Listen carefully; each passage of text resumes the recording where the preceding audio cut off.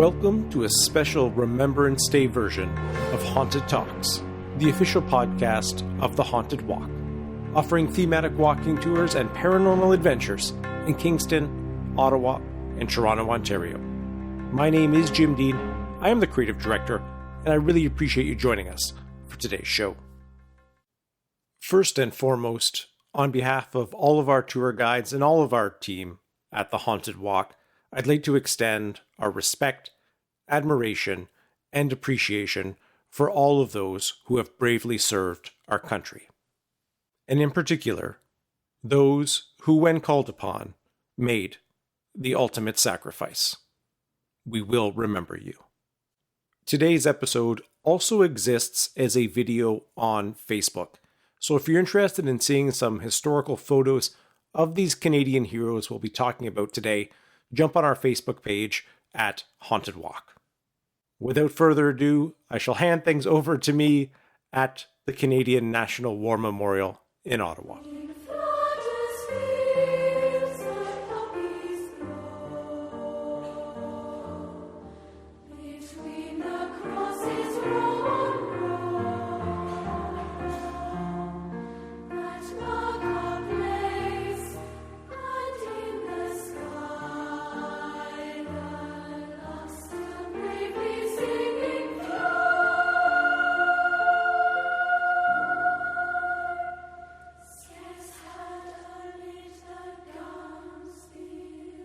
Hey everyone, Jim here at the National War Memorial in Ottawa, where everyone will be gathering this Sunday, November 11th at 11 a.m. to pay their respects as part of the Remembrance Day ceremonies. You can see the preparations already underway. It's quite a touching sight later in the day as many more will come and drop off their poppies on the tomb of the unknown soldier. And certainly I encourage you, if you're in the area, definitely worth taking part in. As part of our act of remembrance at the Haunted Walk, today we would like to share with you 5 stories of extraordinary courage demonstrated by Canadians serving our country. Leo Major was a French-Canadian soldier in the Régiment de la Chaudière in World War II. But he was no ordinary soldier. He was the only Canadian and one of only 3 soldiers in the British Commonwealth to ever receive the Distinguished Conduct Medal twice in 2 separate wars, World War II and Korea. Despite suffering a series of horrific injuries during the Second World War, which included a broken back and losing an eye to a phosphorus grenade, he refused to return home to Quebec for treatment. His rationale was that as a scout and sniper, he only needed one good eye. He was among the Canadian forces that landed on the beaches in the Normandy invasion on June 6, 1944. During a reconnaissance mission on D-Day, Major captured a German armored vehicle by himself. The vehicle contained German communication equipment and secret German army codes. Later in the summer, while out again by himself conducting reconnaissance, he single-handedly forced the surrender of a German garrison in southern Netherlands and marched close to 100 prisoners back to the Canadian lines. In April of 1945, as his regiment was approaching the city of Zwolle, population of about 50,000 people, Major and his friend Willie Arsenault volunteered to scout out the German position within the city before the shelling, which was scheduled to commence the next morning, was to begin. Though they were only supposed to observe, the two decided to try to capture the city themselves to prevent it from being destroyed by the shelling that was soon to follow. Around midnight, Arsenault was killed by German fire, which left Major all alone, surrounded by Germans, and extremely angry at the death of his close friend. He promptly killed 2 Germans, then captured a vehicle and forced its driver to take him to a bar where an officer was having a drink.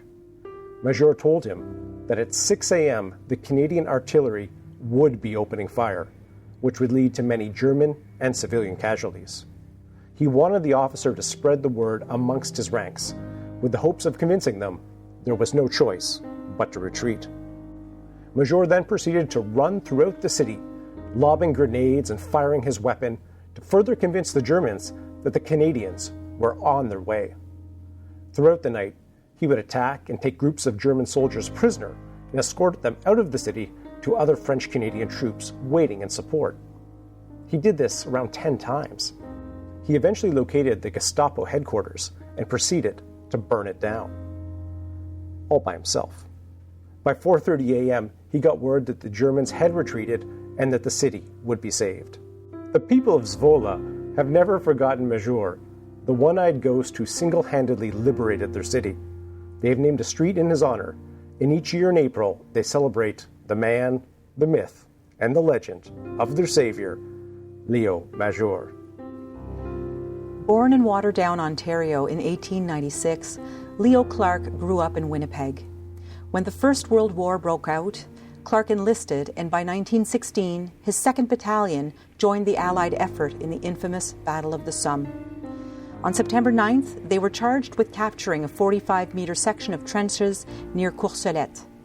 When his company reached the enemy trench, it was so heavily defended that they fought their way in using grenades and bayonets. Every other man had been killed or wounded, so Corporal Clark began fortifying the captured trench. Suddenly, 20 Germans appeared and launched a counterattack. He fought them off first by emptying his revolver and then by picking up 2 enemy rifles. Although he suffered a bayonet wound to his leg and was bleeding badly, Clark kept fighting, pursuing the now retreating Germans. In all, Clark killed 19 of the attacking party and captured 1. Leo Clark died just 10 days later, the same day the British Army announced he would be awarded the Victoria Cross for his most conspicuous bravery. He was 20 years old.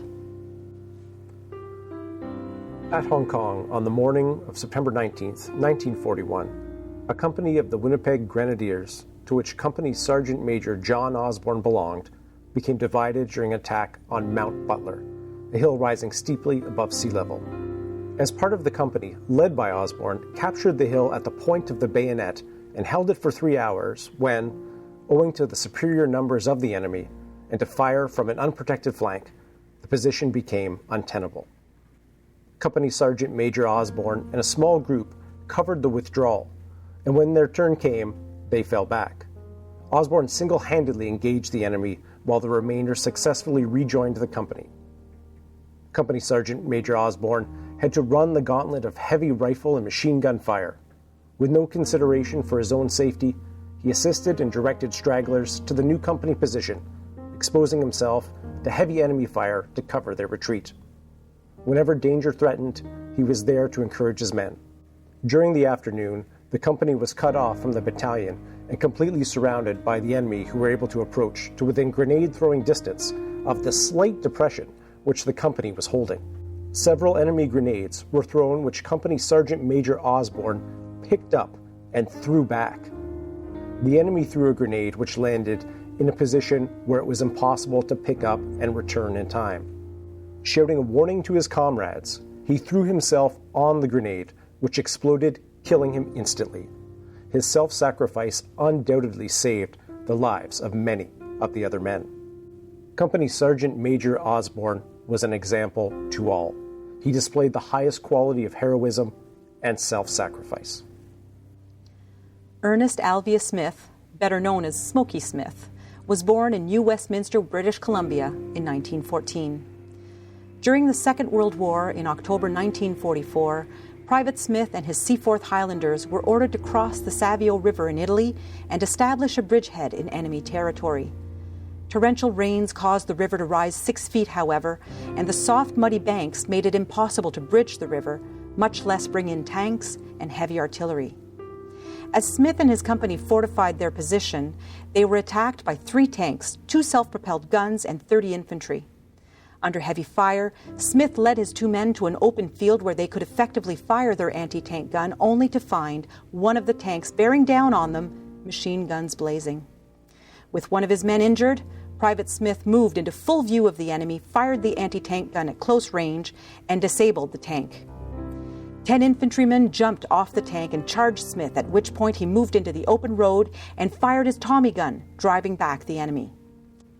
Another tank opened fire and more infantry charged. Picking up discarded Tommy gun magazines, Smith held his ground, protected his wounded comrade, and in the face of impossible odds, kept fighting until the enemy gave up and withdrew in disorder. Smoky Smith was later awarded the Victoria Cross, and his citation ended with these words: "Thus, by the dogged determination, outstanding devotion to duty, and superb gallantry of this private soldier, his comrades were so inspired that the bridgehead was held firm against all enemy attacks, pending the arrival of tanks and anti-tank guns some hours later. Ernest "Smoky" Smith died in Vancouver in 2005 at the age of 91. On March 24, 1945, Corporal Frederick Topham, a medical orderly from Toronto, parachuted with his battalion onto a strongly defended area east of the Rhine.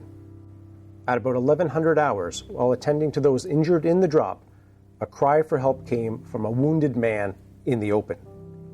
Two medical orderlies from a field ambulance went out to the man, and in succession, both were killed. Without hesitation and on his own initiative, Corporal Topham went forward to replace the orderlies who had been killed before his eyes. As he worked on the wounded man, he himself was shot through the nose. In spite of severe bleeding and intense pain, he never faltered in his task. Having completed immediate first aid, he carried the wounded man steadily and slowly back through the continuous fire to the shelter of a nearby wood.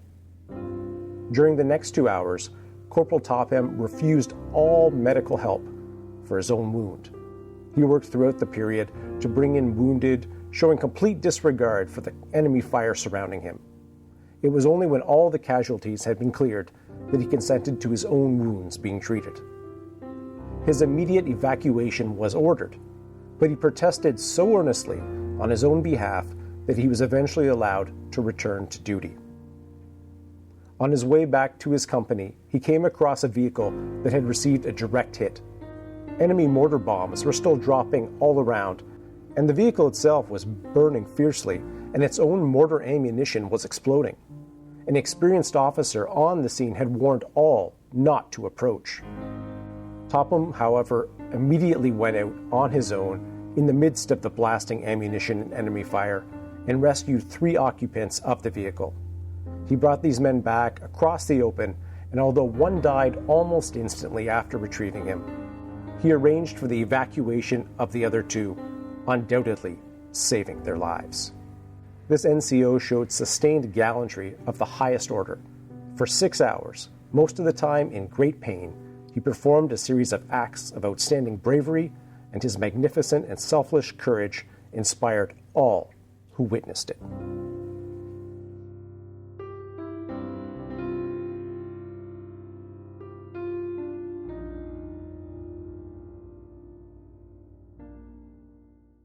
Thank you again for joining us for this special episode, and be sure to check out our Facebook page if you'd like to see some of the historical photos of these courageous Canadians. And thank you once again to all who have bravely served our country. You are in our thoughts today and always. A quick scheduling note before we wrap up the show. As we have made it through the Halloween season, we're now into November. This is a time of year when usually we try to take a little bit of time off, try to rest and recuperate after a very busy and successful season. So the episodes might be a little sporadic over the next 2 months, but there will be episodes coming out, so be sure to subscribe so you know when those new episodes drop. For information about our tours, please visit our website, which is hauntedwalk.com. A special thank you to Paula St. George, who narrated several of today's stories. As always, thank you to our Haunted Talks team, including Jillian Walkerchuk, our expert guest wrangler, Michelle Dennis, our awesome audio editor, and to Kevin MacLeod at Incompetech.com for the additional music. Until we meet again, sweet dreams.